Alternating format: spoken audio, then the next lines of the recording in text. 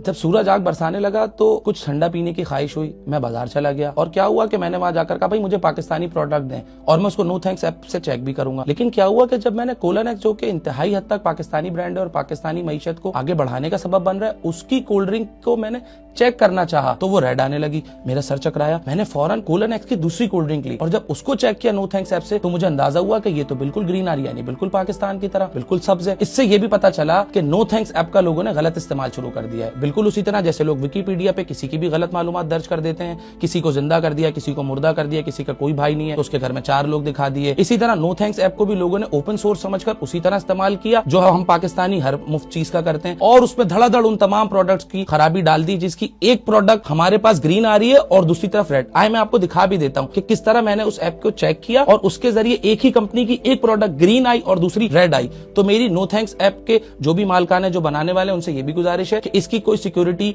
या app security या security info update की जाए ताकि हर कोई इसको इस्तेमाल करते हुए हम लोगों को धोखा ना दे सके। ये प्रोडक्ट मेरे पास रेड होने लगी शो और इसी तरह जब मैंने इसी कंपनी की दूसरी प्रोडक्ट चेक की तो वो नो थैंक्स ऐप पे ही ग्रीन आने लगी। तो ऐसा कैसे हो सकता है कि एक ही कंपनी इसराइली प्रोडक्ट भी बनाए और वही कंपनी पाकिस्तानी प्रोडक्ट भी बनाए? इससे ये समझ आ गया कि ये एक दफा फिर हम लोगों को ट्रक की लाल बत्ती के पीछे लगा दिया गया है कि हम ये ढूंढते रहें और उन लोगों का बिजनेस चलने लगे जो इसराइली मसनूआत का ना सिर्फ बाइकआउट भी नहीं कर रहे बल्कि उन्हीं मसनूआत को बार बार बेचकर हम लोगों को धोखा देने की कोशिश कर रहे हैं। यही तजुर्बा मैंने एक और बार किया। मैंने फिजअप की बड़ी बोतल चेक की तो वो रेड शो होने लगी। जब सर चकराया तो मैंने दोबारा कोलानेक्स की बड़ी बोतल चेक की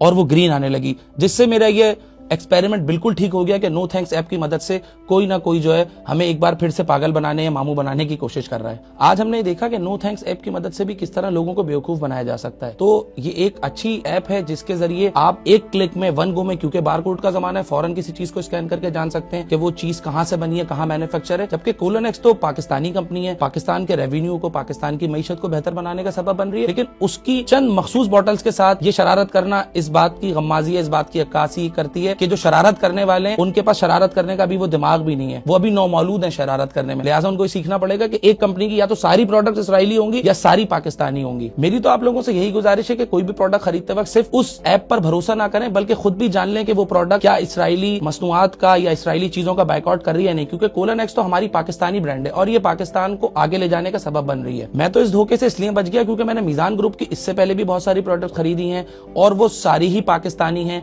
ये कंपनी ना सिर्फ अरसा दराज से पाकिस्तान में काम कर रही है बल्कि लाखों पाकिस्तानियों को रोजगार फराहम करने का